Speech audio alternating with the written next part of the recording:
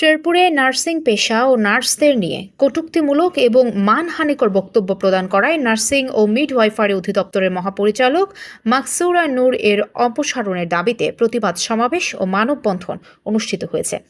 14 September শনিবার সকালে 250 শয্যা বিশিষ্ট জেলা সদর হাসপাতালের সামনে এ মানববন্ধন ও প্রতিবাদ সমাবেশ অনুষ্ঠিত হয়।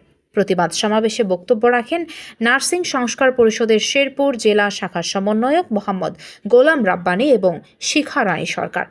এ সময় তারা বলেন, গত 8 সেপ্টেম্বর বদলি সংক্রান্ত বিষয়ে নার্সিং ও মিডওয়াইফারি অধিদপ্তরের মহাপরিচালক মাকসুদা নূরের সাথে কয়েকজন নার্স সাক্ষাৎ করতে যায়।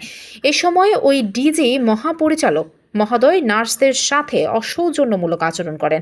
এর প্রতিবাদে 9 সেপ্টেম্বর থেকে নার্সিং সংস্কার পরিষদ বর্তমান সরকারের উচ্চ মহলে আশ্বাসে নার্সিং সংস্কার উন্নয়নের লক্ষ্যে শান্তিপূর্ণভাবে এক দফা এক দাবি বাস্তবায়ন কর্মসূচি পালন করে আসছে।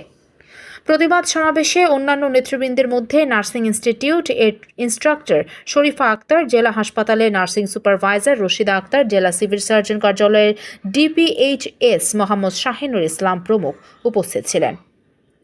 প্রতিবাদ সমাবেশে শেরপুর নার্সিং ইনস্টিটিউটের শিক্ষার্থী এবং জেলার সকল স্বাস্থ্য বিভাগের নার্সরা একাত্মতা প্রকাশ করেন।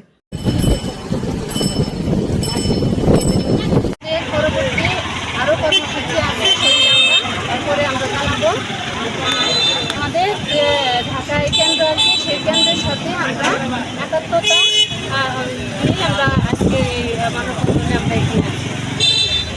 নার্সদেরকে নিয়ে কটূক্তি করা আমরা প্রতিবাদ জানাচ্ছি, তীব্র প্রতিবাদ জানাচ্ছি এবং কেন্দ্রীয় নার্সিং সংস্কার পরিষদের নির্দেশক্রমে তাদের সাথে আমরা একাত্মতা ঘোষণা করছি। আমাদের সাথে তারা পরবর্তী যেই নির্দেশনা দিবে আমরা সেই নির্দেশনা পালন করব। এখন নার্সিংয়ের যত কর্মকর্তা পদ আছে সেখানে আমলাদেরকে সরিয়ে নার্সিং কর্মকর্তা থেকে যেন প্রদান করা হয়, এর জন্যই আমরা আন্দোলন করছি এবং এটাই আমরা দাবি জানাচ্ছি। ধন্যবাদ। প্রতিনিধি জাহিদ হাসান খোকনের পাঠানো তথ্যচিত্রে PIB 71 TV।